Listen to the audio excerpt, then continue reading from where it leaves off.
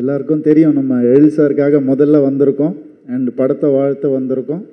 அதுக்கு முன்னாடி நான் ஒரு 2 பேரை வாழ்த்தணும்னு நினைக்கிறேன். எழில் சாருக்கு முன்னாடி எழில் சாருடைய 25 வருஷ பயணத்தை ஒரு விழாவாக எடுத்து அந்த விழாவில் அவரை சிறப்பிக்கணும்னு நினச்ச முதல்ல ப்ரொடியூசருக்கும் அந்த கதாநாயகனுக்கும் முதல்ல நான் வாழ்த்து தெரிவிச்சுக்கிறேன். இந்த ஒரு நல்ல எண்ணத்துக்காகவே உங்கள் படம் ரொம்ப நல்லா ஓடும் sir. Because Ezhil sir deserves it. அவர் பண்ண படங்கள்லாம் பல ஹீரோஸ்க்கு ஒரு மிகப்பெரிய சக்ஸஸையும் ஒரு நல்ல ஒரு பயணத்துக்கான ஒரு வழியையும் அமைச்சு கொடுத்தது. அதே மாதிரி தான் எனக்கும் அவருடைய பயணத்தில் நானும் ஒரு அங்கமாக இருக்கேன்னு நினைக்கும் போது ரொம்ப ரொம்ப சந்தோஷமாக இருக்கு. அண்ட் எழில் சார் பற்றி உங்கள் எல்லாருக்குமே தெரியும், அதுக்கு தான் இங்கே வந்திருக்கீங்க. எனக்கு தெரிஞ்சது என்னுடைய எக்ஸ்பீரியன்ஸில் அவர் ஸ்கிரிப்ட் நான் படிக்கவே மாட்டேன், அவர் சொல்கிறத தான் நான் கேட்பேன். ஸ்கிரிப்ட் படிக்கிறத விட சார் ஒரு தடவை நீங்கள் கதையை சொல்லுங்களேன், ஒரு படத்தை 10 தடவை பார்த்த மாதிரி இருக்குது சார், நீங்கள் சொல்கிறதே அவ்வளோ டீட்டெயிலாக சொல்லுவார், அவ்வளோ இயல்பாக சொல்லுவார், ஒவ்வொரு ஷாட் எப்படி நடிக்கணும்னு சொல்லுவார், என்ன எமோஷன்னு சொல்லுவார், ஒரு சின்ன காமெடி சீனை கூட அவ்வளோ ரசித்து அவர் சொல்லுவார். ஆனால் என்னென்னா அவர் சொல்லும் போது காது கொடுத்து நம்ம கேட்கணும், அது ரொம்ப கஷ்டம்.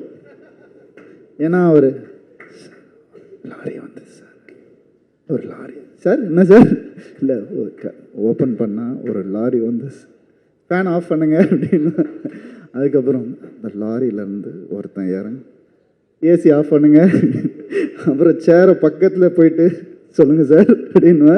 ஸோ எழில் சாருடைய அந்த ஒரு உணர்வு இருக்கு இல்லையா, கதை சொல்லும் போது அது உள்ளே போயிடுவார், அந்த லொக்கேஷன் உள்ளே போயிடுவார், அந்த சீன் உள்ளே போயிடுவார். அப்போ நம்ம காது கொடுத்து கேட்கணும். அப்படியே கேட்டால் ஒரு நல்ல படத்தை பார்த்தா ஒரு ஃபீல் கிடைக்கும். அவர் எப்போ கதை சொன்னாலும் சார் இன்னொரு தடவை சொல்லுங்கள் சார், சொல்லுங்கள் சார்னு கேட்பேன் நான். எனக்கு ரொம்ப பிடிச்ச படம் என்னுடைய கரியரில் தீபாவளி. அந்த படத்தை எழில் சார் இயக்குனார். இன்றைக்கும் ஒரு திருப்பதி பிரதர்ஸ், நம்ம லிங்குசாமி சார் அவங்க பிரதரும் சேர்ந்து ஃபர்ஸ்ட் டைம் அந்த படத்தை ப்ரொடியூஸ் பண்ணாங்க. ஃபர்ஸ்ட் டைம் ப்ரொடியூஸ் பண்ணும்போது என்னை கூப்பிட்டாங்க. நான் சொன்னேன், உண்மையாகவே எனக்காக நீங்கள் ப்ரொடியூஸ் பண்ணுறீங்களா இல்லை எழில் சாருக்காக பண்ணுறீங்களா அப்படின்னு நான் கேட்டேன். ஏன்னா நான் வேறு, நான் படங்கள் பண்ணுறது அதெல்லாம் வேறு. ஆனால் எழில் சாருடைய கதை முதல் தடவை ஒருத்தர் ப்ரொடியூஸ் பண்ணணும்னு நினைக்கிறது ரொம்ப பாசிட்டிவாக நான் பார்த்தேன். அப்போ தான் நான் கதையை கேட்டேன், இந்த கதையை கேளுங்க அப்படின்னாங்க. கேட்டேன், ரொம்ப பிடிச்சிருந்துச்சு எனக்கு.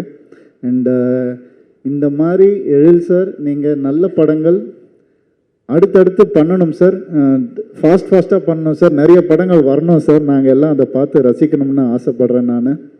அண்டு பார்த்திபன் சார் சொன்னார், இந்த எஸ்னா ஸ்பெஷல் எழில் அப்படின்னாங்க. நான் என்ன சொல்கிறேன்னா, நோ சொல்லாத எழில் அவர், எல்லாத்துக்கும் எஸ் தான் வருது.